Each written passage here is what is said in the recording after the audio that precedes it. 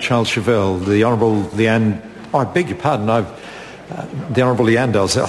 On behalf of my colleague, Apologies. Chauvel, my question is to the Minister of Justice and asks, does he agree with the Chief Justice that the scheme for disclosure by the defence in criminal cases contained in the Criminal Procedure Reform and Modernisation Bill is, quote, inconsistent with the defendant's right to have the prosecution prove its case beyond reasonable doubt, unquote, and with the late Chief District Court judge that punishment at sentencing for procedural non-compliance, quote, is conceptually incoherent and therefore arbitrary, unquote. The Honourable Simon Mr. Power. Speaker, no.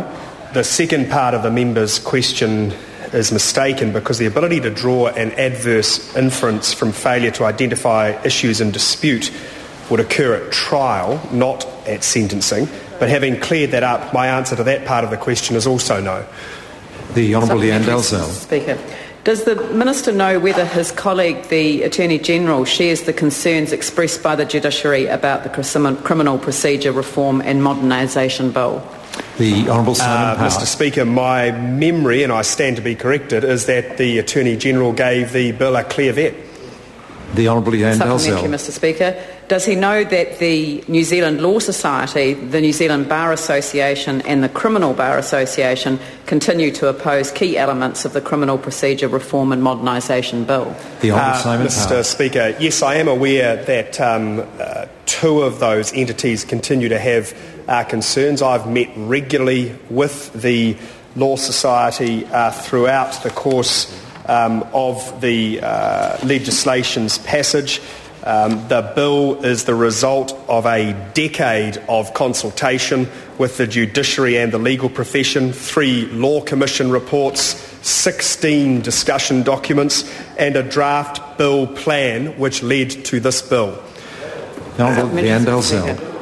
Does he intend to continue to press for the enactment of the bill in light of the continuing opposition just to elements of it from the legal profession and the judiciary?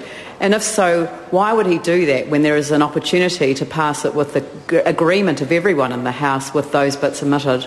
The Honourable Simon Power. Mr. Speaker, in respect of the first part of the member's question, yes. And in response to the second part of the question, I think the member will acknowledge that when a bill comes back from a select committee, I'd like to regard myself as having a reasonable open mind as to how matters can proceed.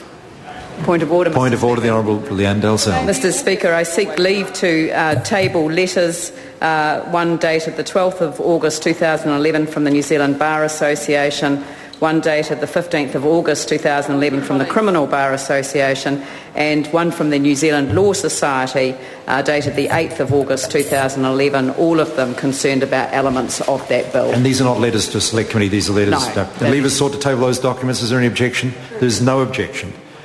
Question number 9, the Honourable Tohena.